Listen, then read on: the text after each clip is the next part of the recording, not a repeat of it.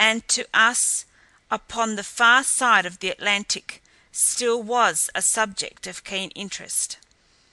Here was a lifelong inhabitant of the Isle of Wight, who never had heard of either Germany or England.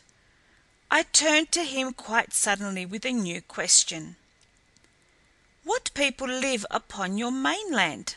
I asked, and pointed in the direction of the Hanse coast. "No one lives there," he replied. "Long ago, it is said, my people dwelt across the waters upon that other land, but the wild beasts devoured them in such numbers that finally they were driven here, paddling across upon logs and driftwood, nor has any dared return since, because of the frightful creatures which dwell in that horrid country." "Do no other peoples ever come to your country in ships?" I asked. He never heard the word ship before, and did not know its meaning, but he assured me that until we came he had thought that there were no other peoples in the world other than the Grubritans, who consist of the East Enders and the West Enders of the ancient Isle of Wight. Assured that we were inclined to friendliness, our new acquaintances led us to their village, or, as they called it, camp. There we found 1,000 people, perhaps, dwelling in rude shelters, and living upon the fruits of the chase and such seafood as is obtainable close to shore, for they had no boats, nor any knowledge of such things. Their weapons were most primitive, consisting of rude spears tipped with pieces of metal pounded roughly into shape. They had no literature, no religion, and recognized no law other than the law of might.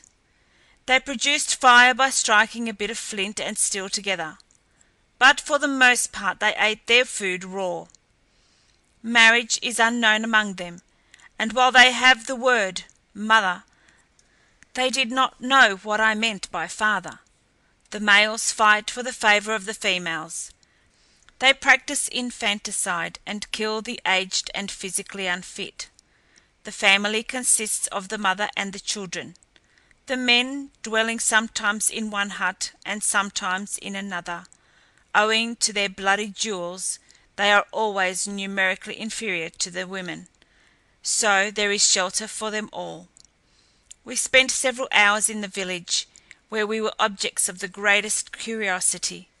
The inhabitants examined our clothing and all our belongings, and asked innumerable questions concerning the strange country from which we had come, and the manner of our coming. I questioned many of them concerning past historical events, but they knew nothing beyond the narrow limits of their island and the savage primitive life they led there. London they had never heard of, and they assured me that I would find no human beings upon the mainland. Much saddened by what I had seen, I took my departure from them, and the three of us made our way back to the launch, accompanied by about 500 men, women, girls, and boys. As we sailed away, after procuring the necessary ingredients of our chemical fuel, the Grubritans lined the shore in silent wonder at the strange sight of our dainty craft dancing over the sparkling waters, and watched us until we were lost to their sight. End of chapter 3.